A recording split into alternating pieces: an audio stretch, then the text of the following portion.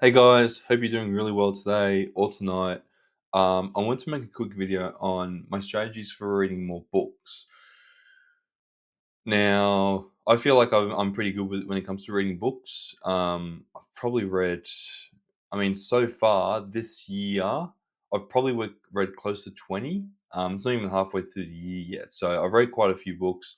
I read, often around a book a week, maybe a little bit longer than that, but I read quite a lot, and I don't think that that's kind of the norm. I think a lot of people take a lot of time if they do read at all, or some just they just choose not to read, right? So either or, doesn't matter which camp you're in, but essentially, I'm hoping that this video will help you kind of understand how you can read more books if you're currently reading, or if you're finding it hard to even read a single book, how you can kind of, what strategies you could implement to potentially, make it easier to open a book and get through it, right? So yeah, let's get into the video.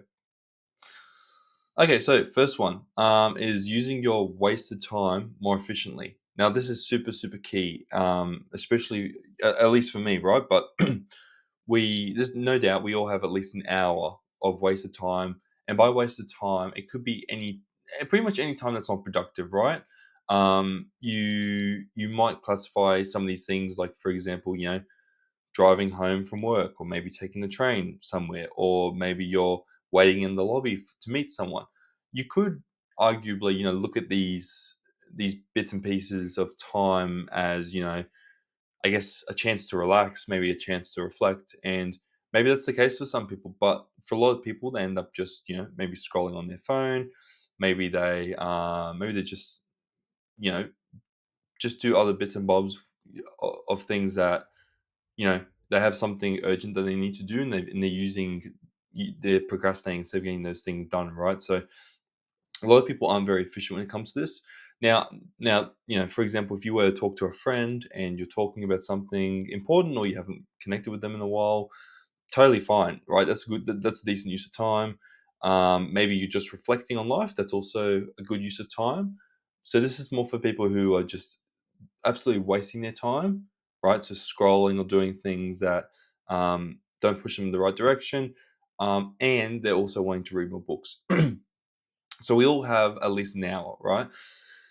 Now within that, you'll have 5 or 10 minute segments that add up over time, and that's how I end up reading my books. So, for example, when I'm catching the bus to work or the train to work, I always have my Kindle with me or a physical book. When I have an hour off on my lunch break, for example, I might walk around, go for a walk, and then maybe catch 5, 10, 15 minutes worth of reading at the end of that, or maybe I'll bring the book with me. Usually on the way back home as well, and then I might do it as well when I'm walking on my treadmill. I might have my Kindle or my book going, and I'm kind of doing two things at once, right? I'm walking, so I'm moving, losing, I guess, burning calories, but also I'm reading through that book. So using that time per day, I'd say probably adds up to around 2 hours worth. So you can say, let's just say, even if we cut it in half, right? Even if we cut it in half and say an hour's worth of reading, that's significant over a week. That's 7 hours. On the weekends, you probably have a little bit more time, so you can really kind of it's not unrealistic to be able to complete books, within 7 to 10 days, just depending on how big the book is exactly. Not talking textbooks, but just your average kind of nonfiction, self-development, maybe finance, money related book. That's kind of the thing. That's kind of why I'm personally interested in.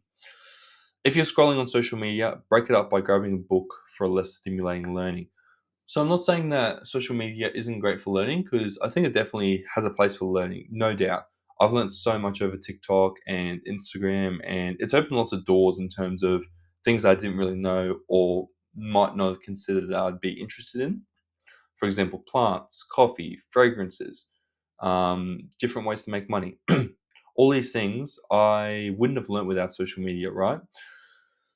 But there is something nice about, like, for example, right? If I went on social media and I found a love for coffee, purchasing a book on coffee that will take me a week to read and really kind of understand the nuances and really dive deep.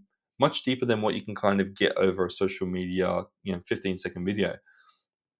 That can be really great for you, right? It's less stimulating, it's more detailed. It causes you, it forces you to kind of slow down for a little bit, kind of read, understand the words, concentrate. And if you don't, you actually, you'll kind of almost go back a page and you'll say, "Wait, I don't understand that." So it forces you to slow down, which is really great because a lot of the things on social media and TikTok, Reels, and YouTube are very quick and they're very stimulating, right? They keep you hooked, and they might also educate you, but for your for yourself, it's probably not the best thing ever. Some people carry a book with them everywhere, have a Kindle, or read on their phones. So I've done all three of these things. So there are stages where I have lots of books around me right now, actually, but they'll bring a book with them, maybe in a bag. Have a Kindle. I always have my Kindle on me because it's so thin and where is it? Oh, I don't know where it is actually. Probably in one of my bags. Anyway, I always have my Kindle on me just because it's so thin and so small. It's a little bit bigger than a big iPhone nowadays, right? It's smaller than an iPad, so you can take it wherever you are. Really, I've even put it in my pocket at times, in my jeans pocket, where they kind of stretch a little bit, so that works really well. And then at one stage as well, when I did forget my Kindle, I would have the app on my iPhone so I could read from my phone, which isn't the best because obviously you get the rays from the screen, which you don't get that from paper and you don't get that from your Kindle. So it's not as good for your eyes, but it is another option if you're just really forcing yourself to, or wanting to complete a book or some kind of, document of sorts. Okay, second point here, I think is really underrated, is to get an Amazon Kindle. Sorry, I'm a little bit sick. Get an Amazon Kindle or similar. Has to be one of the best investments I've ever made. It's super convenient and saves you money versus purchasing physical books. I mean, you purchase it one off. I bought it for around $200, and even if say a book was half the cost, right? $10 a book versus 20. All you need to do is purchase, what's that, 20 or 40 books or something like that, and no, sorry, 20 books, and you've already made up the difference between the cost of the Kindle. Now if you end up purchasing used, and potentially you have your own books stored online or on your desktop, maybe like a PDF or an ebook or maybe some other kind of document, and you end up getting it for like next to nothing. I mean, the Kindle might cost you, $50 or something, and then the actual material that you're reading is near nothing. So extremely cheap, saves a lot of time, and also saves being, like, obviously these things don't get physically damaged, right? So, and if you do damage your Kindle, you just plug it in to your laptop and then transfer everything onto a new Kindle, and it's good as new. And you have all your notes and everything kind of stored. Amazing, absolutely love it. Mine has heaps of battery life, and has hundreds of bookstores, books stored. It's probably going to last me for the next 5 to 10 years, right? And that's my current Kindle. That's the one I bought maybe 3 years ago, and that's actually what got me into reading books because I felt it was very difficult to pick up a book before, but now it's quite easy using a Kindle. So absolutely love it. If you're more techie, highlighted notes or similar can transfer across devices. Yeah, like there's no need for a pen, highlighter, nothing like that. You can add notes, comments on your Kindle, and that can be accessed or shared via different devices, which is absolutely awesome. Um, and just means like you don't have to carry a massive stack of books wherever you go. You have it all on your device, which is absolutely awesome. Okay. You can purchase your used Kindle on eBay for $50 to $100, which in my opinion is a massive ROI for what you spend. There's also in Australia, there's also stores like CEX, which will give you 5 years warranty on used products, and they sell Kindles quite affordably as well. So really great investments. I will say that there is something nice to having some physical paper, but for the most part, like for what you get, and I guess what you lose, which is that physical paper feeling, it's just such a good offer. It's so hard to refuse it. Refuse such a good offer.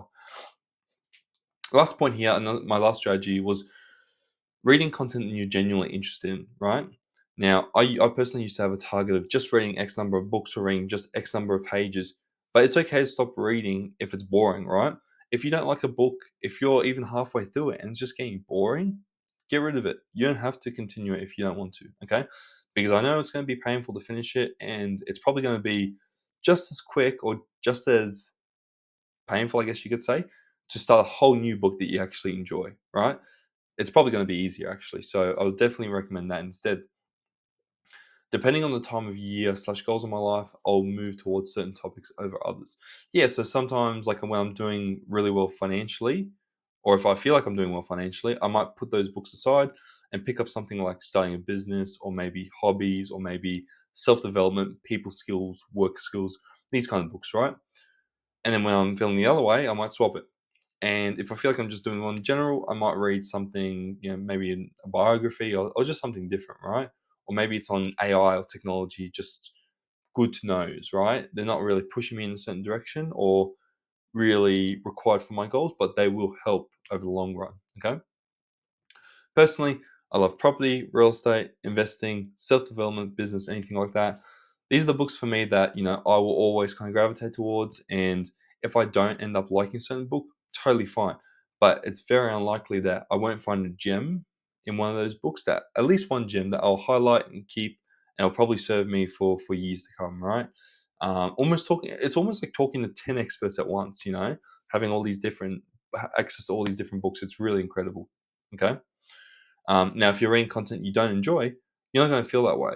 You're just going to feel like I just need to get this done and I hate it. And you're probably not actually absorbing the words in the pages either. So it's not worth it. It's a loss for both. I guess your time and what you're learning. So switch that. No one's forcing you to read a certain type of book unless you're in high school or something. Um, so yeah, make the most of books that you actually enjoy. Last point here, and I guess I've just reiterating myself here, but just don't force yourself to read if you're not enjoying it. Just pick something else. Um, yeah, I mean, life's short. Read something that you enjoy, and you'll actually do better as well as a result. So it's a no-brainer in my opinion. And yeah, that's why I don't read fiction, because it doesn't really excite me that much. I'd much rather learn through books and have it as more of an educational piece. So yeah, those are my strategies for why I'm able to read so many books a year. Hopefully, it's helped you get some ideas around reading a book if you're currently reading and you're finding it difficult, or if you're not reading at all but you'd like to. So, yeah, if you have any questions or comments, make sure to add them down below. And otherwise, I'll see you guys in the next one. Peace.